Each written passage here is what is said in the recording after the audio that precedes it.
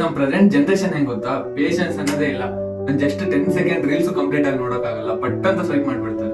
Swipe ಮಾಡದೆ ಈ reel ನೋಡಿ ಪವರ್ ಆಫ್ ದಿ ಪೇಷನ್ಸ್ ಏನಂತ ಒಂದ್ ಚಿಕ್ಕ ಕಥೆ ಮೂಲಕ ಹೇಳ್ತೀನಿ. ಒಬ್ಬ ಯುವಕ ಪ್ರತಿದಿನ ಒಂದ್ ಬೆಟ್ಟ ಹತ್ತಕ್ಕೆ ಪ್ರಯತ್ನ ಮಾಡ್ತಾನೆ. ಆದ್ರೆ ಸ್ವಲ್ಪ ಹತ್ತಿದ ತಕ್ಷಣ ಜಾರ್ಕೊಂಡು ಕೆಳಗ್ ಬೀಳ್ತಾನೆ. ಸ್ವಲ್ಪ ದಿನ ಹಂಗೆ ಹತ್ತುತ್ತಾನೆ, ಆದ್ರೆ ಹತ್ತಕ್ಕೆ ಆಗಲ್ಲ. ಒಂದ್ ದಿನ ಕೋಪಗೊಂಡು may be I am just not good enough ಅನ್ಕೊಂಡು ಬಿಟ್ಬಿಡುವಾಗ ಅವನ್ ಗುರುಗಳು ನಕ್ಕೊಂಡು ಹೇಳ್ತಾರೆ, ನಿನ್ಗೆ ಬೆಟ್ಟ ಸೋಲಿಸ್ತಿದೆ ಅಂತ ಅನ್ಕೋಬೇಡ, ದಿನಾಲು ನಿನ್ನನ್ನೇ ನೀನ್ ಗೆಲ್ತಿದೆ ಅನ್ಕೋ. ಆಮೇಲೆ ಒಂದ್ ಕಲ್ಲನ್ನು ತೋರಿಸ್ತಾರೆ.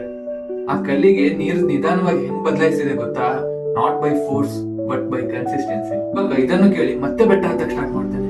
ಆದ್ರೆ ಈ ಬಾರಿ ವೇಗವಾಗಿ ಓಡ್ಲಿಲ್ಲ, ಒಂದು ಹೆಜ್ಜೆ ಮತ್ತೊಂದು ಹೆಜ್ಜೆ ಅನ್ಕೊಂಡು ಕೊನೆಗೂ ಬೆಟ್ಟವನ್ನು ತಲುಪಿ ನಗುತ್ತಾ ಹೇಳ್ತಾನೆ, I did not need to be faster, I just needed to keep going. Success ತಡವಾಗಬಹುದು ಅಥವಾ ನಾವು ಪಟ್ಟ ಕಷ್ಟಕ್ಕೆ ತಕ್ಷಣ ಫಲ ಸಿಗದೆ ಇರಬಹುದು. ನೆನಪಿಡಿ, ಕನ್ಸಿಸ್ಟೆನ್ಸಿ ಬೀಟ್ಸ್ ಇಂಟೆನ್ಸಿಟಿ.